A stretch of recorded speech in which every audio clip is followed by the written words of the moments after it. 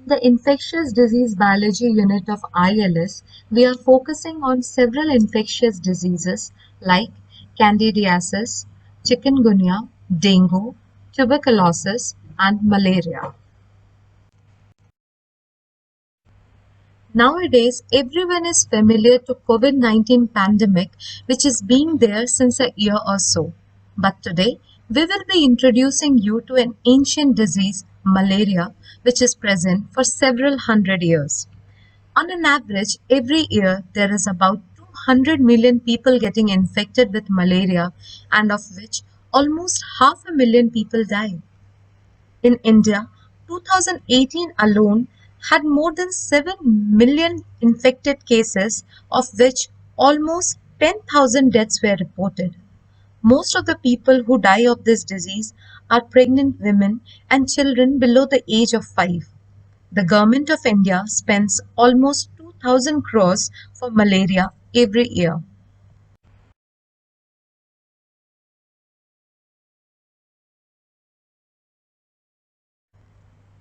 Malaria is transmitted by the female Anopheles mosquito and the causative agent is Plasmodium species.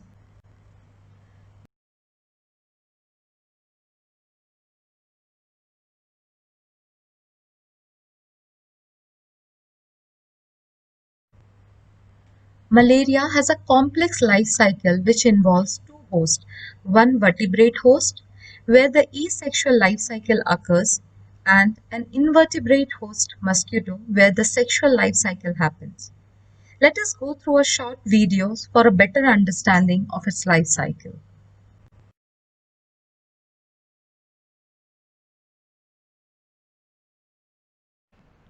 Malaria life cycle follows a devious path, swapping back and forth between mosquito and human. This mosquito is infected with malaria parasite. Because she is pregnant, they become hungry for human blood. During the bite, it injects saliva to stop the blood from clotting. Her infected saliva also carries the malaria parasite. The parasite rides into the bloodstream like a network of road seeking its first target, which is the human liver. The parasite searches for its exit.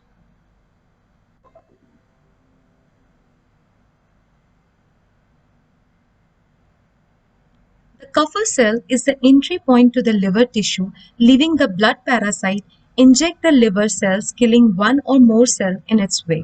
Over a few days, the parasite undergo hundreds of nuclear division, copying its DNA over and over again. A single infected liver cells can create thousands of parasites. The next generation of parasite is modified to infect new cells, the red blood cells. Inside the red blood cell, the parasite hides from the host immune system, and the parasite slowly devours the content of the cells and forms more parasites.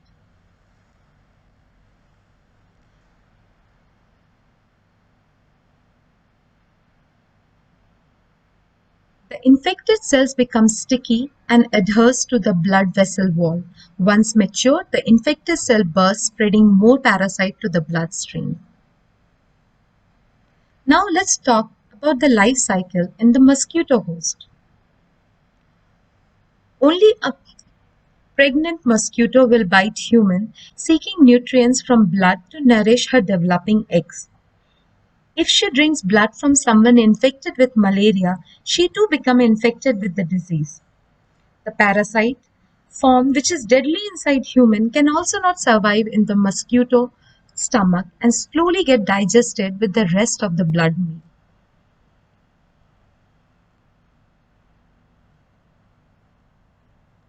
However, back into the human host, few of the parasite turns into a different type of cell, one that is sexual but remains dormant. The female form of parasite matures into an egg, and the male form takes some time longer to form mature into a sperm. This sperm is from an earlier feed.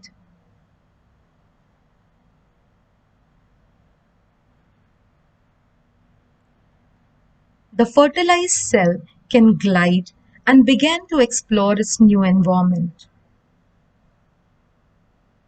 It migrates to the outer layering of the mosquito's stomach before transforming into a cyst.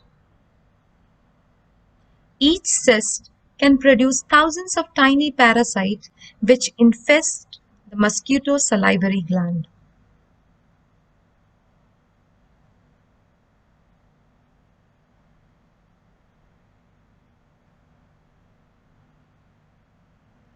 The next time this mosquito bites a victim, the malaria parasite rides along with the saliva and get injected into the other human.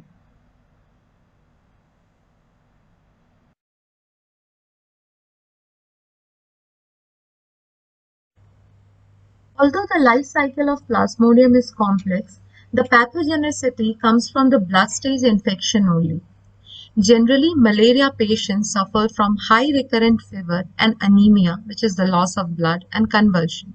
But in some patients, it becomes severe when the parasite crosses the blood-brain barrier and sequesters inside the brain capillaries, causing cerebral malaria, which leads to coma and multiple organ failures. We can see that there is a deformation of brain architecture in cerebral malaria in comparison to the uncomplicated or mild malaria.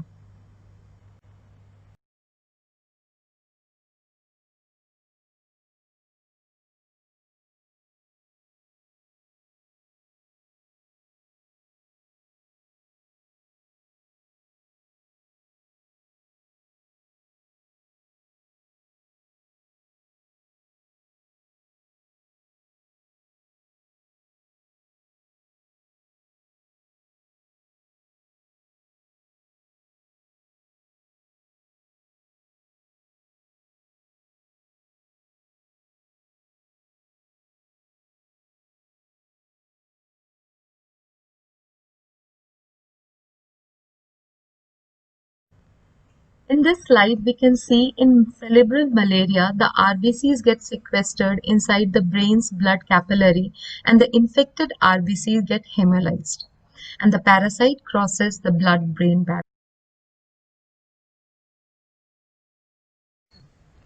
In RBC stages, the parasite takes hemoglobin from the host, digests it to form heme. As heme is toxic to the parasite, it immediately converts the heme into a dark pigment called hemozoin, which is the key player in cerebral and severe malaria. It has multiple roles such as it causes endothelial activation, neural cell death, causing pro-inflammatory responses like fever, causing accumulation in the blood vessel and damage at the blood-brain barrier. In the video, the dark pigment kind of granule are the hemozoin we are talking about.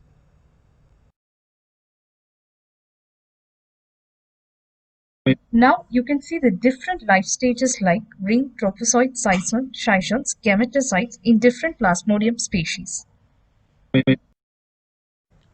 In clinical diagnosis of malaria, simple blood smears are prepared where easily one can visualize the parasites inside the RBCs. In the image, the dark brown pigments inside the blue color parasites or the hemozoin, as we said earlier. Even after the recovery from malaria, sometimes these hemozoin are still found in the blood vessels. In our malaria parasite biology lab, we make parasites. Like here, the shining parasite help in visualizing the brain of a cerebral malaria infected mice. One can see the difference between the brain infected with cerebral malaria and normal brain. The next image shows the sequestration of the parasites, which is shown in green inside the brain blood vessel shown in red. In the second image, the parasite glowing confirms the position inside the brain. This is further confirmed by simple dye uptake where the dye breaks the blood-brain barrier inside the cerebral malaria infected brain, not in the normal brain.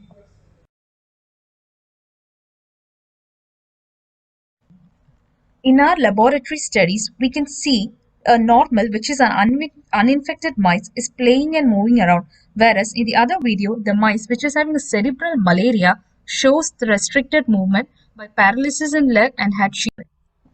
You see, since last 1 year or so, there is a search for vaccine against COVID. Then why this ancient disease is still there with us? The most probable reasons are, as we know, lack of vaccine for malaria. And with several years of research, although having various antimalarial drugs, the drug-resistant Plasmodium species put up the barrier to cure. And apart from that, insecticide resistance adds challenges to malaria elimination. Since you have all witnessed the complex life cycle to the emerging drug resistance, it's time to rethink about this deadly disease. Not only malaria, but also the other infectious disease should be taken care. All the researchers throughout the globe, let's take a pledge towards the betterment of mankind. Thank you. Now it's time for asking some questions. You can ask whatever you want to know.